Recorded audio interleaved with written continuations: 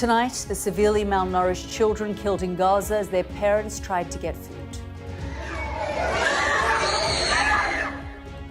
The IDF insists it was targeting a Hamas operative. Charities say up to 10 young children did not survive. As fathers rush their bloodied loved ones to an overcrowded hospital, the Israeli Prime Minister is preparing to leave Washington without a ceasefire agreement. No matter how much oppression and suppression this administration will inflict upon us, we will continue our resistance. That was the Palestinian student protester Mahmoud Khalil, who was detained in the United States because he opposed the war. Today, he told me he would not be deterred by the threat of prison. Also coming up, Sky News witnesses the scale of the challenge in the Channel as the Prime Minister announces his one-in, one-out deal with France. Plus, such good English, such beautiful. Where did you learn to speak so beautifully? language gaffes, aid cuts and travel bans. How does Donald Trump really feel about Africa? And the persistent and unpredictable threat from Iran, highlighted today by Parliament's intelligence watchdog. That's all coming up on The World with me, Yalda Hakim.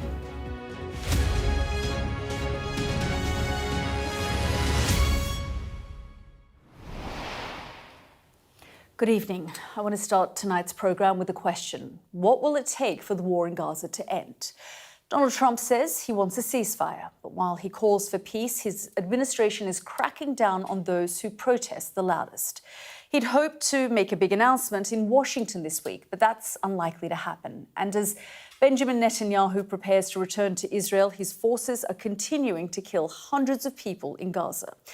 This is all we can show you of the aftermath of an attack on a medical centre. It was serving severely malnourished children and their mothers. They came for supplements that they desperately needed. Up to 10 children never returned home. And the cost for those who spearhead protests against atrocities like this is incredibly high. Take these two. One of them, an independent human rights advisor to the United Nations. The other, a student protester at Columbia University in New York. Francesca Albanese accused global companies of profiteering from Israel's war. She's now subject to US sanctions. Mahmoud Khalil led student demands for his university to stop investing in companies that supported the Israeli military. He was detained for 100 days and threatened with deportation, even though he had the right to live in the United States. Well, you'll hear our conversation in a moment, but we begin tonight with those harrowing scenes in Deir al-Balah in central Gaza. Alex Rossi reports. This is the aftermath of what Israel calls a targeted strike on a Hamas operative. The images are too graphic to show, but most of those killed are women and children. Mothers cradle their babies. It is absolute carnage. Families had gathered outside a clinic distributing baby formula in Deir al-Balah in central Gaza and were waiting for food when it happened. Suddenly, at like 7:15 a.m., a strike hit in the front door of our primary health clinic, just 2 meters in front of the clinic. So, we had 16 civilians died. 10 of them are children, 3 of them are women. Israel's attacks on Gaza are intensifying all the time as the ceasefire negotiations grind on. People here are packing their belongings, displaced again after Israeli tanks moved in on the Al-Mawasi area, the so-called humanitarian safe zone. Israel claims it does not target civilians and abides by international law. But as fathers rush their lifeless children to hospital, they are denials that are simply not believed here. This is the aftermath of another mass casualty event. The Nasser hospital is overwhelmed, and this is now the daily reality. A woman weeps over the body of her child. She doesn't know where to turn or what to do. Not far away, another family is in total shock. This woman's sister was killed and her children were seriously injured after an Israeli strike in Khan Yunis. They don't know yet their mother is gone. She says, "I rushed to the hospital when I found out my sister was dead." As she speaks, the boy asks for his mum. She tells him not to worry. Mama is fine. But despite mounting casualties, Israel's war machine is not slowing. These IDF pictures show troops moving through the fractured landscape of southern Gaza. The Israeli military claims its operations are to destroy Hamas and its infrastructure. It claims these images show the demolition of tunnels. It is unclear when there will be a ceasefire in Gaza. And until there is, Gaza faces more death, more displacement, and more despair. Alex Rossi, Sky News, Jerusalem. Well, the IDF says the incident is under review and that it regrets any harm to civilians. UNICEF's senior emergency coordinator for Gaza, Hamish Young, visited the site of that Israeli strike today. I spoke to him earlier and asked him to describe what he saw. I went to the site and I spoke to a number of people who saw what happened. There were two men walking up the road. Carrying backpacks. Obviously, they were the targets. I have no comment at all on the legitimacy of those two men as targets. But right when they were walking past the Project of Hope Malnutrition Treatment Centre, where there were a large group of people crowded outside, it was about 7:10 in the morning, waiting to get the supplementation. I'm sure you've heard there's a lot of malnutrition at the moment. There was a missile hit the two men from a drone, and they were just a couple of metres at most away from the large group. So the latest report we had is that there are 15 dead. I also know, tragically, one of those women was a grandmother, because I met a young girl, 3.5 years old. Her name was Mahara. And she was being treated for severe shrapnel wounds at the nearby hospital, which we also visited. And she lost her mum and she lost her grandmother in that strike. This is just a tragedy beyond comprehension.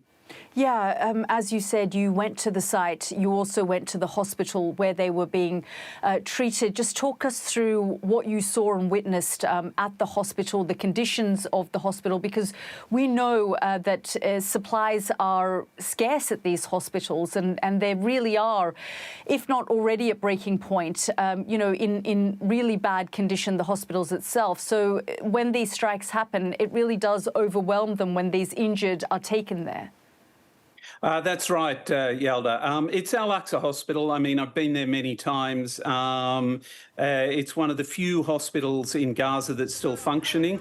Many of the wounded were there. They were also being moved out to other hospitals for certain scans because Al-Aqsa didn't have the necessary machines. So the young 3.5-year-old that I told you about, she'd been out in another hospital and come in. There was, it's just a scene of devastation.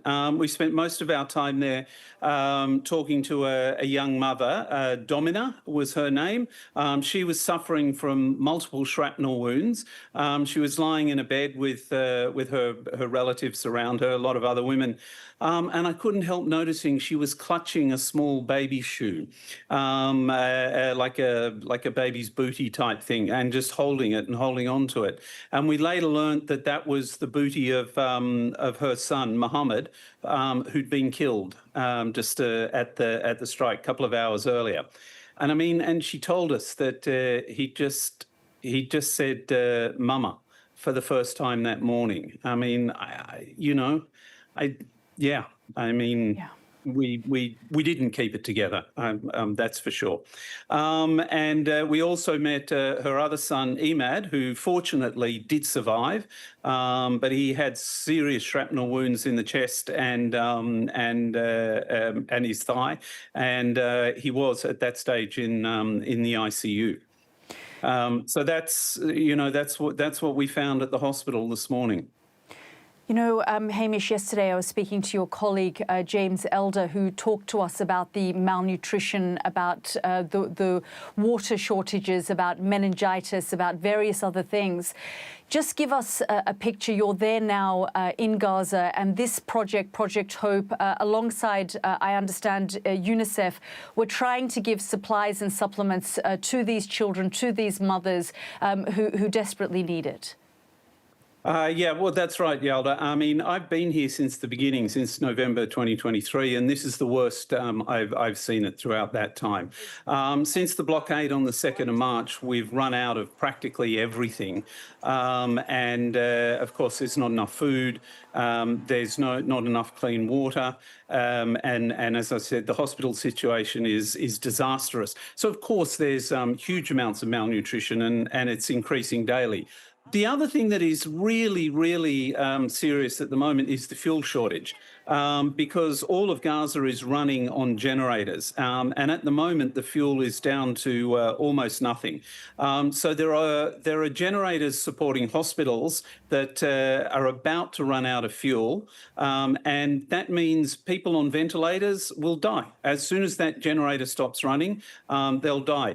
There are many babies who are in humidity cribs and incubators because, of course, the mums are malnourished, so the babies are born premature and they need to go into these cribs. When the power stops, those humidity cribs, those incubators stop working. And they're not just what we're used to seeing of one baby in one incubator. Sometimes there's 3 and 4 of tiny little things in there. The other thing that's acute is the shortage of water because there's not enough fuel to run all the desalination plants and the water wells, and there's not enough fuel to transport the water in the trucks. There's an acute shortage of water as well. All these things come together in the catastrophe that we're facing now. Hamish, we're really grateful that you've joined us. I know this is a tough time for all of you working on the ground, so we're very grateful that you've joined us here on the programme. Thanks, Yalda. And if I can just say, the only hope now is a ceasefire. There's desperately needed ceasefire. That was UNICEF Senior Emergency Coordinator for Gaza, Hamish Young there. Now, you heard a little bit about Mahmoud Khalil at the beginning of the show. His parents are Palestinian. He grew up in a refugee camp in Syria. And as a graduate student at Columbia University in New York, he led student protests against the war in Gaza. Then this happened. You're going to have to come with us. Don't worry. I'm coming with you. No way. You guys really don't need to be doing all of that. Habibi, كيف بدي أتصل فيك? Take Amy. Call Amy. Okay. Hi, Amy. That moment was filmed by his heavily pregnant wife, Noor, who gave birth while he was in a detention centre. The Trump administration accused him of un-American activity and of supporting Hamas. Today, his legal team filed a $20 million claim for false imprisonment and malicious prosecution. I spoke to him in the past hour. He told me what it felt like to be taken away in handcuffs. It felt like kidnapping for the most part of it, when you have plainclothes agents and unmarked cars taking you from one place to another, expecting you just to follow orders and shackled all the time. So that was really scary, especially for that to happen in the United States without presenting any warrant arrest, or arrest warrant, or without presenting any crimes that I've committed. So it absolutely felt like kidnapping for the whole time. And for the next 30 hours, I was taken from one place to another, from New York to New Jersey to Texas, then to Louisiana, to a place where the Trump administration felt comfortable that they would get the outcome that they wished for. You say that for 30 hours you were taken from one location to another. Did you know where you were going? At all. They wouldn't tell me where we're going. They wouldn't answer any of my questions. And even they wouldn't I've asked about my wife because the last thing I heard from them was that they're gonna arrest my wife if she doesn't stop filming them. So that was really, really scary to me, and to keep me in the dark for over 30 minutes and just expect me to follow orders from one car to another, being shackled, absolutely was frightening. When you finally arrived at the detention facility, just talk us through what that experience was like, because the US government maintains that these places are safe and humane. These places are as far from humane as it could be. A place where you have no rights whatsoever. You don't know if you have rights in these places, where you share a dorm with over 70 men with no privacy, with lights on all the time, with really terrible food, and basically being dehumanized at every opportunity. So definitely it's far from that, and it's a black hole. At what point were you then given access to your lawyer and to your family? It was the first day that I arrived in Louisiana, so approximately after 36 hours, I was allowed to speak to my wife, but still they refused for me to talk to my lawyers until we got a court order obliging the government to allow me to have a legal call with my lawyers, and these were very scary hours. Like, I did not know what's happening on the outside. I did not know that my wife is safe, and that what's happened. Like, I was surprised when I saw on the news that, well, like, Rubio has said all these horrible stuff about me, or Trump spewing all these lies also about my case and about who I am. So far, the government has not accused you of breaking any laws in the court documents, but the administration officials have repeatedly said that you were involved in anti-Semitic activities, that you were agitating and supporting Hamas. Just your response to that? These absolutely absurd allegations, and they are weaponizing anti-Semitism, weaponizing the anti-terrorism in order to stifle speech. What I was engaged in is simply opposing a genocide, opposing war crimes, opposing Columbia's university complicity in the war on Gaza. This is what I was involved in, and that's why they chose to send me to Louisiana. That's why they chose to weaponize the immigration system, a system that they fully control, like from A to Z, rather than actually presenting evidence and go to an actual court where they can actually look at the facts.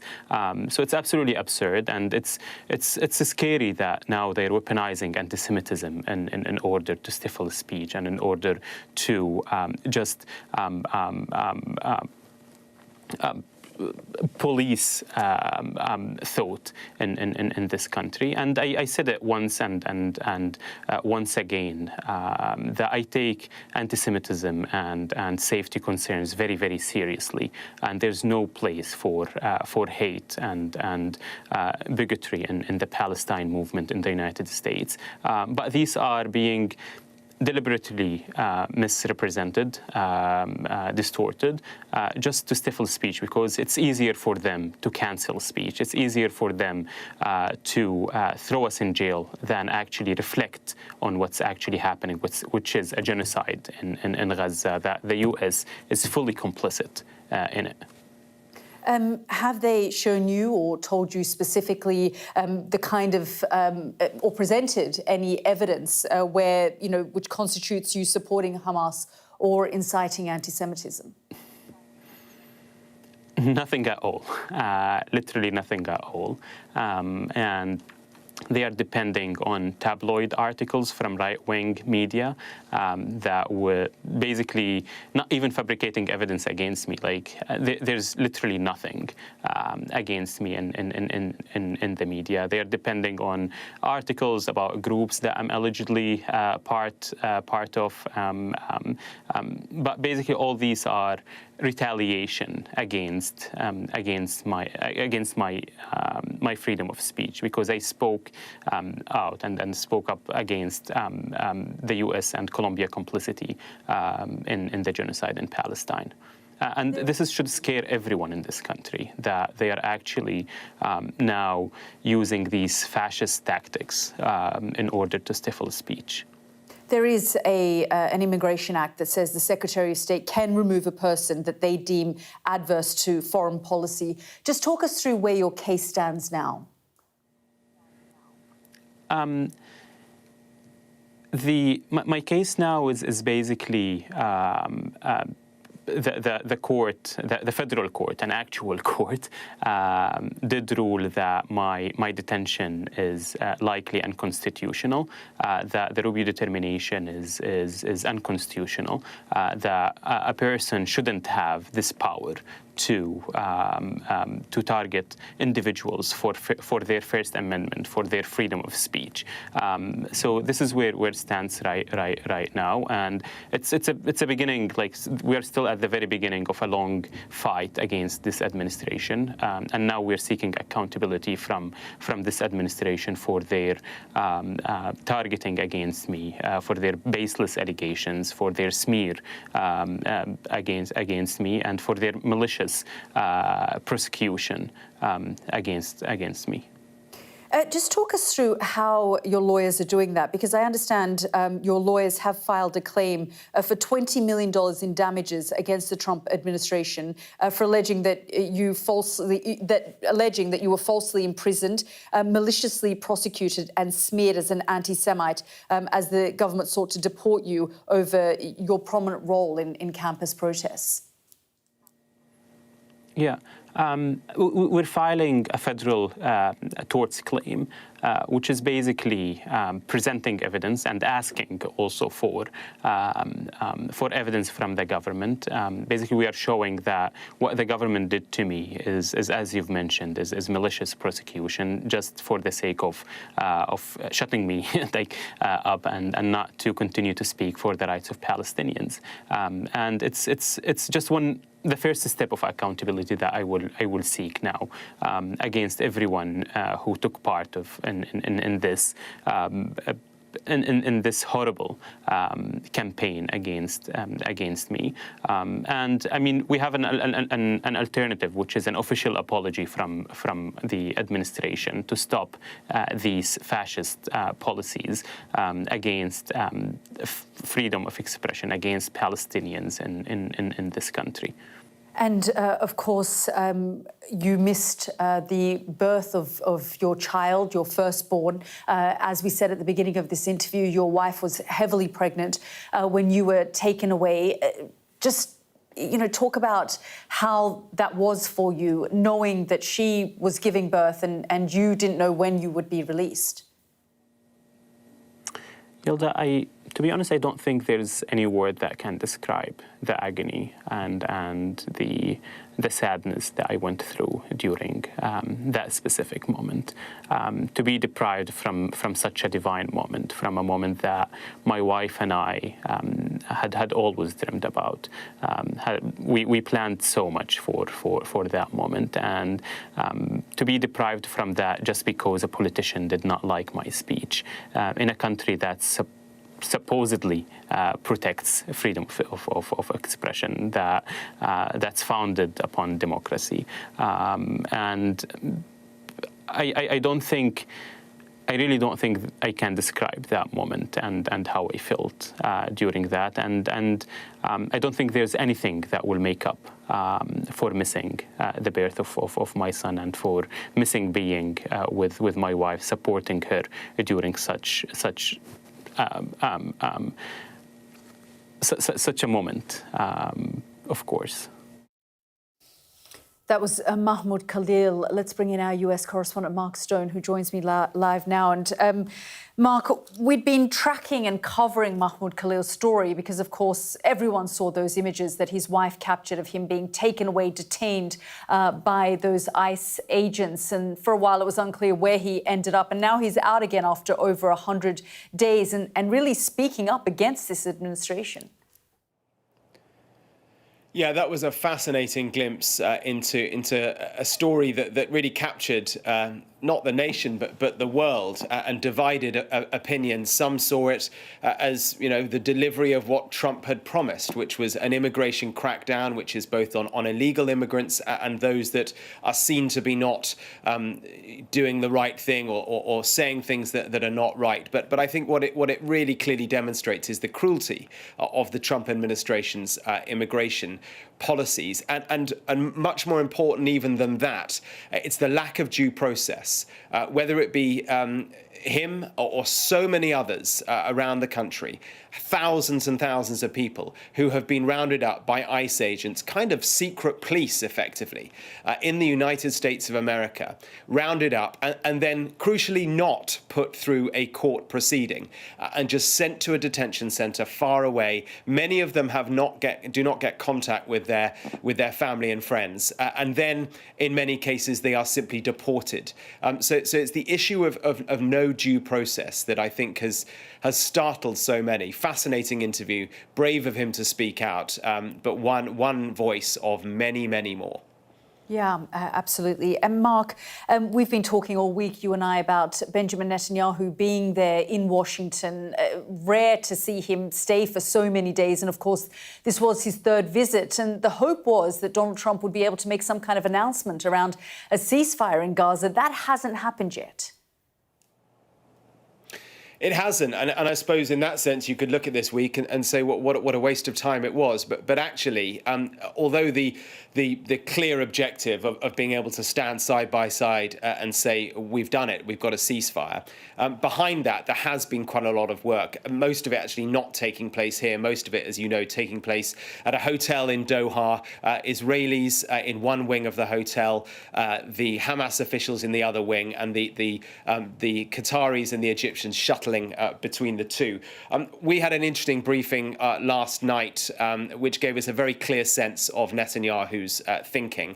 And it seems to me quite clear that while a ceasefire, a temporary ceasefire, is probable over the next, not day, but week, 2 weeks is the phrase being used, the prospect of it actually being lasting, I'm very, very less hopeful about that. And in fact, a source said to us, it's questionable about whether it will last. And it cuts to the heart of the key issue, which is Hamas dismantling themselves as a political organization, as a military organization. If that doesn't happen, it is clear that Israel will go back in to Gaza. The only sort of question mark on that is Donald Trump. What will he do? Would he decide that actually enough and put enough pressure on Netanyahu to stop all this? That's the key question, unanswered at the moment. Yeah, indeed. Mark, as always, thank you so much. You're watching The World with me, Yalda Hakim. Still to come on the programme, the UK and France strike a deal on migration, but will it stop people from making the dangerous and perilous journey across the Channel?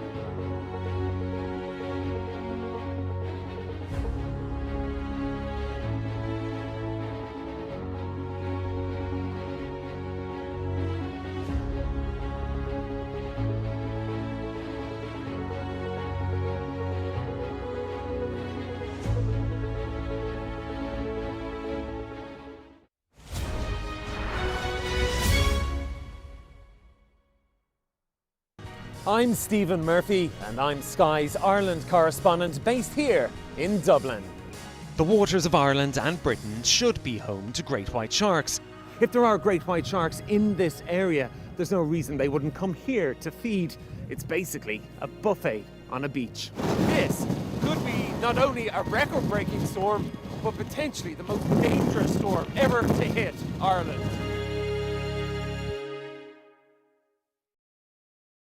Our app gives you the very best of Sky News wherever you are. Breaking news, videos and analysis. Evidence of the crisis. Podcasts, watching us live. Live here from Washington. Wherever you get your podcast. All in one place. And all at just the touch of a screen. The Sky News app. Get the full story first.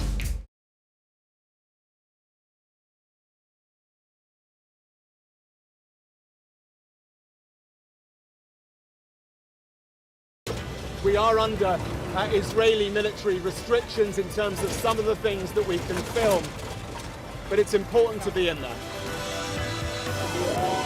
What a slow drive for the president as he approaches his golf club. 4 more years! Free wherever you get your news. I'm Mark Stone and I'm Sky's correspondent based here in Washington, D.C.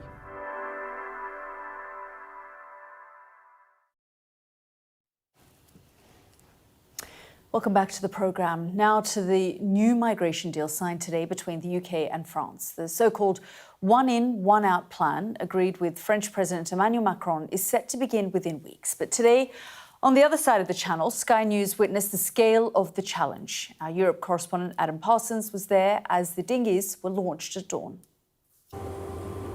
These are the scenes the British government is desperate to stop. A small boat loaded with dozens of people setting off across the channel. The French police didn't stop it leaving, but it was shadowed by this search and rescue vessel, here to observe, not obstruct. We follow the boat as it chugs slowly along the coast for an hour. And then it takes a surprise detour back towards the shore. A police vehicle comes to meet it. A helicopter arrives. But the boat never lands. Instead, 4 people, almost certainly part of the smuggling gang that arranged this crossing, jump out and wade back to the shoreline as those left on board resume their journey. The 4 who leapt off are met by the French police, but they're barely questioned, let alone arrested, and within a minute they've walked off towards the dunes. Behind them, the frail, packed, slow-moving boat is on its way to Britain. The French authorities are well aware of the progress of this boat. We've seen the police watch it leave the beach. There was a helicopter above, and that search and rescue vessel is monitoring its progress. But they won't intercept it because they're too worried about all of those migrants falling into the water. So unless the boat itself fails, all of those people will be landing in Britain. We have seen how the smugglers who operate along this coastline are well organised and act fast. French police rarely enter the water, and the smugglers exploit that fact. British politicians have demanded tougher action from France. The French say the UK needs to address the pull factors that attract migrants. So what is it that draws so many people from around the world to make this journey? Many here don't want to talk on camera, but they do see the UK as their best option. I'm trying to go to Manchester. But let me tell you one thing, yeah, all these people here, any of them when they get to the UK, they will be literally getting the black job. Black job, that means a job where you don't pay any tax or whatever, you just go work illegally. This is what they're going to do. On this one small boat, another 50 people to add to the tally of many thousands who have crossed the channel so far this year. A tide of humanity that is proving very hard to stem. Adam Parsons, Sky News, Dunkirk. Well, Keir Starmer says the new pact will mean migrants arriving in small boats will be detained and quickly returned to France. But the number of people who cross the channel is dwarfed by the overall migration figures. Let's just have a look. So far this year, there has been a 50% increase in small boat crossings compared to the numbers up to this point in 2024. There have been over 21,000 small boat crossings compared to just over 14,000 at the same point last year. Back in 2021, it was under 7,000. In 2024, there were 36,000 arrivals on small boats. But net migration to the UK was over 700,000, meaning the level of legal migration was 20 times higher than the number of small boat arrivals. Here's our political editor, Beth Rigby, with what we know so far about the one-in, one-out deal. Britain's border force out this morning in the English Channel, intercepting yet another small boat and rescuing the people it's carrying.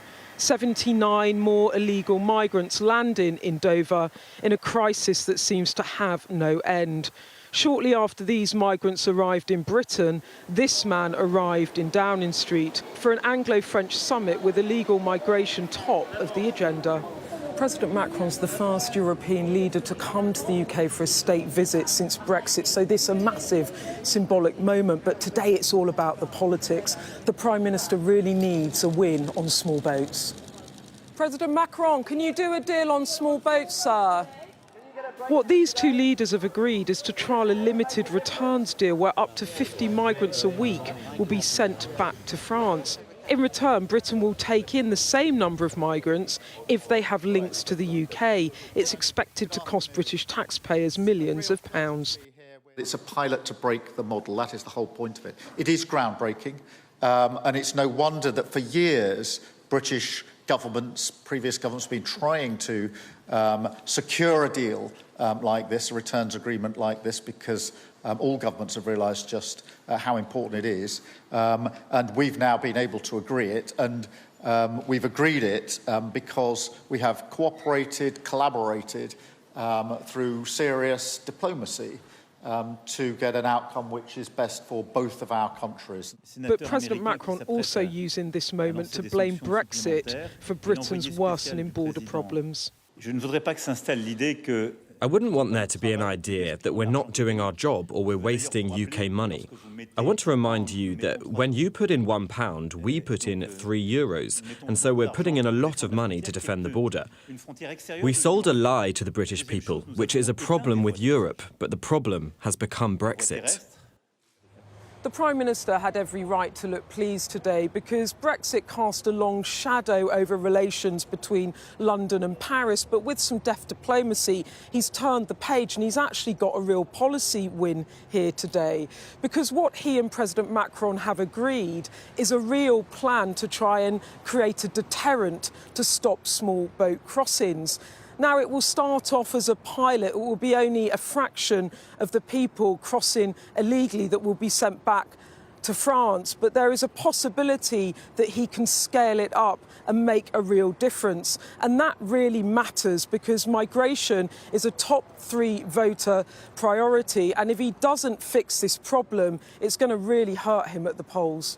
Because the political threat is real. Polling today finds 4 out of 10 people planning to vote reform would consider switching to Labour if the number of small boat crossings were reduced. I don't believe it'll work. I believe the numbers will be very limited indeed. And even if it did work, where's the advantage to us? This is Brexit Britain. We voted to take back control of our borders, not to accept a deal given to us by a French president. This so-called deal will make no difference whatsoever. 44,000 illegal immigrants have crossed in the last year under Keir Starmer's watch, and his frankly pathetic returns deal will only see a paltry 50 illegal immigrants a week returned to France. That represents only 6% of those arriving. The PM promised to drive down illegal migration, but a year into power, boat crossings are at a record high at this point of the year. There's a lot riding on today's policy if images like this are to be a thing of the past. Beth Rigby, Sky News. This is The World with me, Yalda Hakim. Next up on the programme, a warning of the increasing risks of physical attacks ordered by Iran on UK soil.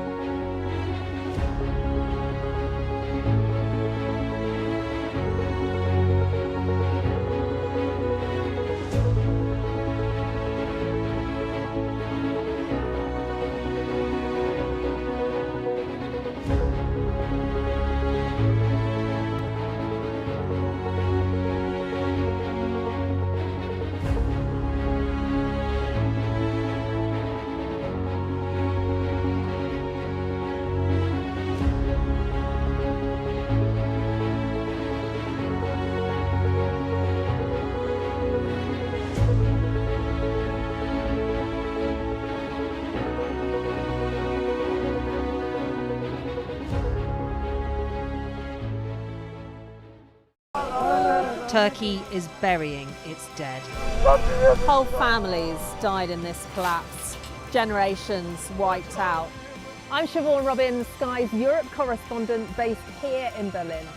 This is just a small sample of the deadly arsenal taken off the streets. Anyone could say, I'll do that, and then have to go and shoot someone. Yes. Sky News, get the full story first.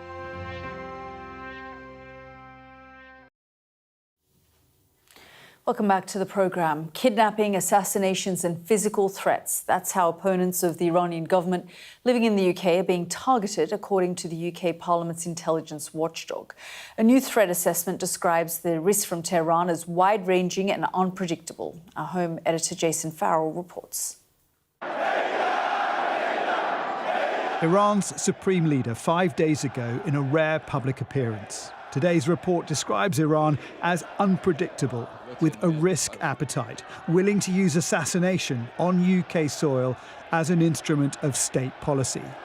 Dissidents and journalists have been targeted, one of them Seema Sabet, forced to take protection after security services discovered a plot to kill her. Her former colleague, Poria Zarati, was stabbed last year. We are dealing with the state, and dealing with the state means that whatever measures you take, they could be steps ahead of you. I mean, they are a terrorist state. They don't mind killing their opponent or journalists or anyone who is shedding light on the truth. And that was my only sin. The report by the Intelligence and Security Committee says the Iran threat should not be underestimated. It is persistent and crucially unpredictable. There have been at least 15 attempts at murder or kidnap against British nationals or UK-based individuals since the beginning of 2022. It says the threat of physical attack on individuals is on a broadly comparable level with Russia. Should the average person in the street be worried about this? Yes, because the attacks on individuals here, the indiscriminate nature and recklessness of them could involve innocent bystanders, and that's the concern. And I think our securities have been very good at thwarting 15 attacks over the last few years, but that doesn't mean that these won't continue. In the past, there's been visible security in response to Iranian threats, such as here at Iran International's offices in West London. Dissidents are a key target, so too Jewish and Israeli interests in the UK.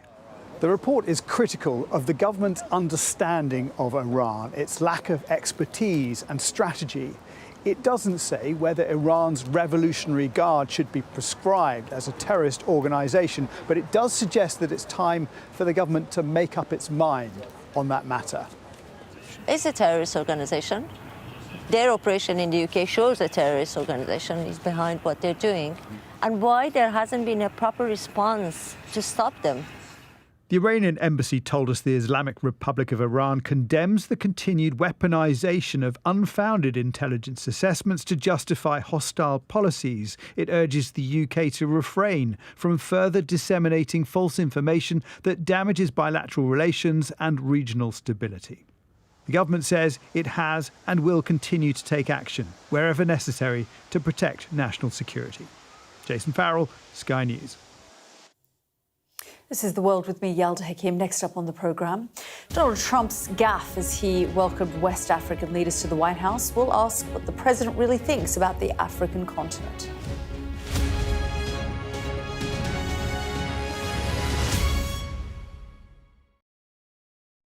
I'm Stephen Murphy, and I'm Sky's Ireland correspondent based here in Dublin. All alcohol products, not just wine, will have labels warning of liver disease and the link to fatal cancers. Is it crazy? It's an industry worth around €14 billion a year. That's why Italy sees this Irish plan as such a threat. It's always instructive and occasionally entertaining to hear what Donald Trump has to say on the issue of Brexit. She's got her own way of doing it, that's okay. The job takes me to every corner of this island.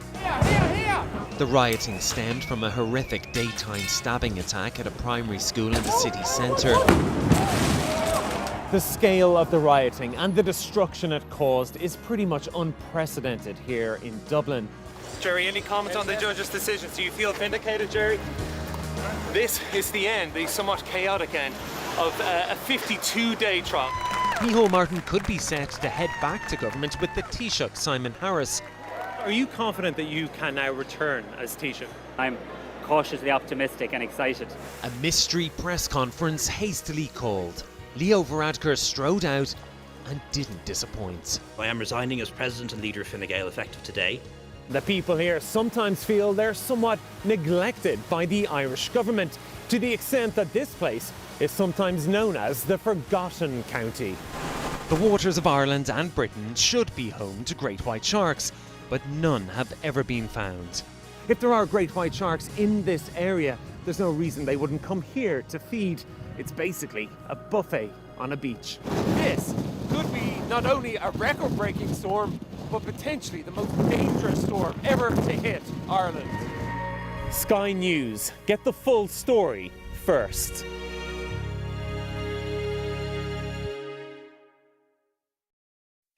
What might happen if Russia attacked the UK? This is clearly an enormous show of force. It is definitely out of the ordinary. We ran a war game with former ministers back in the hot seat. Ben Wallace. Amber Rudd. Jack Straw. It's the kind of war game that's genuinely tested inside government. The Russians are signalling that there may be an attack. Russia knows our weaknesses, but do you? I'm Deborah Haynes.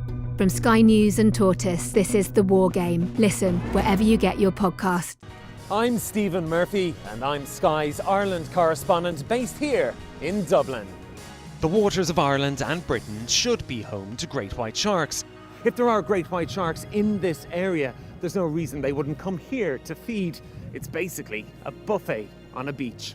This could be not only a record-breaking storm, but potentially the most dangerous storm ever to hit Ireland.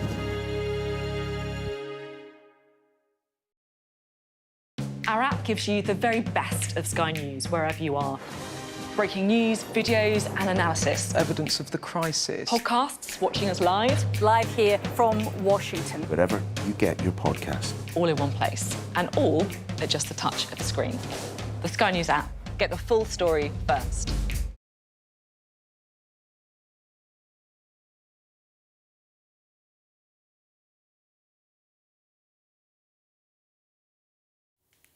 Welcome back. Last night, Donald Trump seemed to be visibly surprised at Liberian President's command of English, even though it's the West African country's official language. Before that, he accused the South African government of perpetrating a white genocide, but provided no evidence. Those two incidents are the latest in a string of gaffes about the continent. Just have a look. And we just want to thank you so much for this opportunity. Well, thank you. And such good English, such beautiful. Where did you learn to speak so beautifully? Where were you educated? Where? Yes, sir.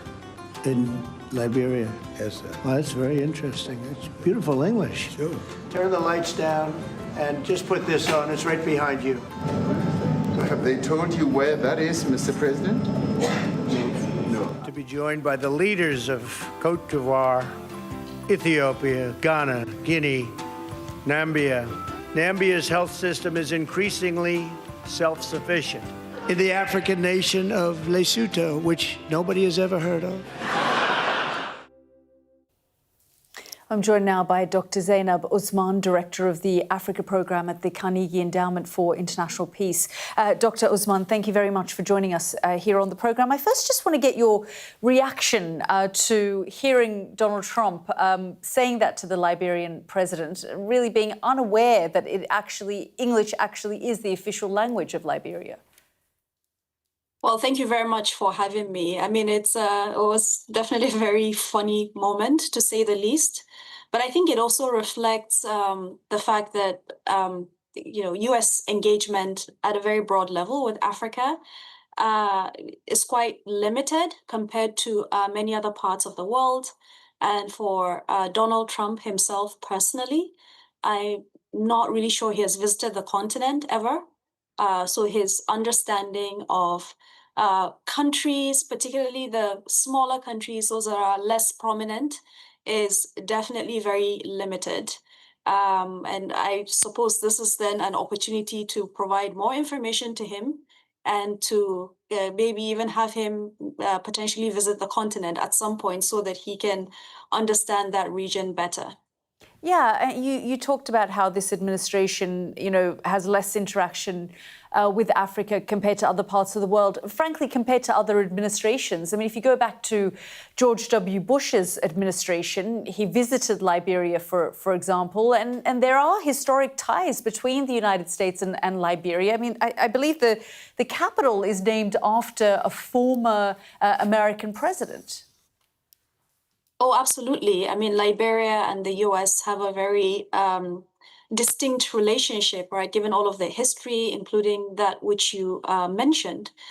I suppose it's, ultimately you can look at the glass as either half full or half empty. A half empty approach would be really that there have been quite a number of, gaffes or statements that are not really the most, the most diplomatic statements, whether it's with respect to references to Lesotho that he made earlier this year, or even the tense relationship with South Africa, which I think has now cooled down a little bit, not too much, but it's not as tense as it was at the beginning of the year. But I suppose a glass half full approach would be that, he is indeed meeting African leaders a couple of months into his administration. And hopefully now he knows more about Liberia. He has met the president, including the presidents of a number of other countries. I've only got about a minute left, Dr. Osman, but I wonder what more they can do, what more can African leaders do to sort of engage with President Trump and perhaps teach him more about the importance of the continent? I suppose we are in an era right now when the U.S. is rethinking its relationship with different parts of the world, including Africa. Right. And that is very, very disruptive for a lot of countries. There's still the sense that people don't really know what is going on. But at the same time, I think there's an opportunity here to try to rebuild relationships that were either not strong to begin with or relationships that were frayed. So I'm hoping that, African countries seize this opportunity to try to put forward how they want the U.S. to see and engage with them. Dr. Zainab Osman, really grateful for your time. Thank you so much for joining us. Well, that's all from us on the world rather this week. The news at 10 is next. We'll be back on Monday. Have a great weekend. See you soon.